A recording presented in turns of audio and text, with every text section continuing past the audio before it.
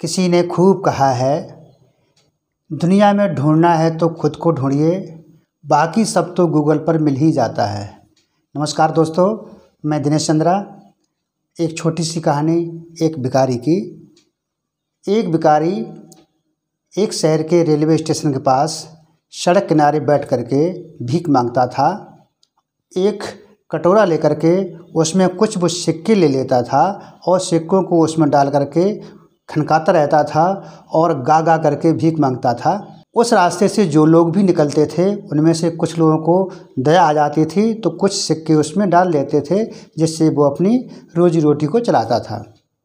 वहाँ के लोग बताते थे उस भिखारी के पूर्वज किसी समय में बहुत धनी हुआ करते थे, बहुत ही संपन्न हुआ करते थे।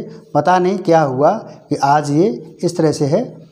तो एक बार वो अपना बैठा हुआ गीत गाता हुआ मांग रहा था, तभी वहाँ से एक यात्री निकला जो शायद ट्रेन से कहीं जाने वाला था। उसने उस भिखारी को देखा, फिर कटोरे को देखा, उस भिखारी को देखा, फिर कटोरे को देखा। इस तरह से उसने फिर अपनी जेब से अपना पर्स निकाला और उसमें 100-100 रुपये के नोट गिनने लगा। भिखारी ने देखा, इनमें से अगर मुझे एक भी नोट अगर मिल जाए तो मेरा तो काम हो जाए। लेकिन उस व्यक्ति ने 100-100 के 10 नोट निकाले और 1000 रुपये उसकी तरफ बढ़ाते हुए कहा, ये कटोरा मुझे दोगे? उससे पहले कि भिखारी कुछ सोच पाता, उस व्यक्ति ने 100-100 के नोट और बढ़ा करके 2000 रुपये बढ़ा करके उसकी तरफ बढ़ाए और कहा, ये कटोरा मुझे दोगे? अब भिखारी ने बिना कुछ देर किए हुए उसने सोचा, इस गंदे कटोरे के मुझे 2000 रुपये मिल रहे, शायद ये पागल है, मुझे ले लेना चाहिए। भिखारी ने उस 2000 रुपये लेकर कटोरा उसको दे दिया।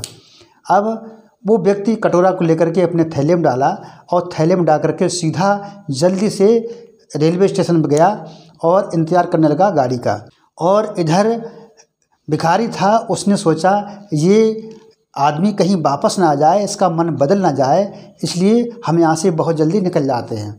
तो एक तरफ भिखारी चला गया और एक तरफ वो यात्री ये सोच रहा है कहीं ऐसा ना हो कि भिखारी वापस आ जाए और अपना कटोरा वापस मांगने लगे। इसलिए वो जल्दबाजी में अंदर जा कर के बैठ गया, ट्रेन का इंतज़ार करने लगा। और जैसे ही ट्रेन आई वो ट्रेन में चढ़ कर के अंदर बैठ गया। कुछ देर बाद गाड़ी वहाँ से छूट गई और छूटने के बाद उस यात्री ने अपने बैग से वो कटोरा निकाला और देखा, कटोरा पूरा गंदा था लेकिन शुद्ध सोने का बना हुआ था।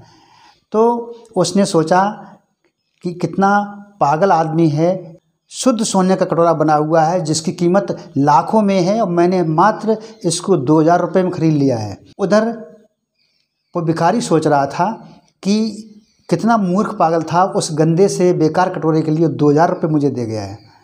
तो उस कीमती कटोरे की वैल्यू तो सिर्फ वो व्यक्ति जानता था, क्योंकि वो एक जौहरी था, हीरे जवाहरात सोने चांदी का कारोबार करता था। तो गाइस, ये कहानी उस भिखारी की नहीं है, ये कहानी उस बिजनेसमैन की नहीं है, ये कहानी कटोरे की नहीं है, ये कहानी है हमारी और आपकी। हम अपनी वैल्यू अपनी नज़रों में ही नहीं जानते हैं। हम नहीं जानते हैं कि हमारी वैल्यू आखिर क्या है। आपकी वैल्यू अनमोल है। आप शायद सोचते हैं कि हम ये नहीं कर सकते हैं, हमें ये करना नहीं आएगा, हमारी इतनी सामर्थ्य नहीं है कि हम इसको कर पाएँ, लेकिन ऐसा नहीं है। आप वो सभी कर सकते हैं जो आप चाहें। तो आप अपनी वैल्यू को समझें और वैल्यू को समझ करके अपनी वैल्यू को बढ़ाएं, आप अपनी सफलता की चोटी पर पहुँचें। तो इस कहानी से हमें ये सीख मिलती है कि आप अपनी वैल्यू बढ़ाएं, अपना मान बढ़ाएं, अपनी कीमत जानें कि आप हैं क्या। तो इस कहानी के इस सार के साथ और अपनी मेहनत ऊपर वाले के आशीर्वाद के साथ मैं यही कहूँगा कि कर जाओ कुछ सबसे परे कि दुनिया आपको गूगल करे।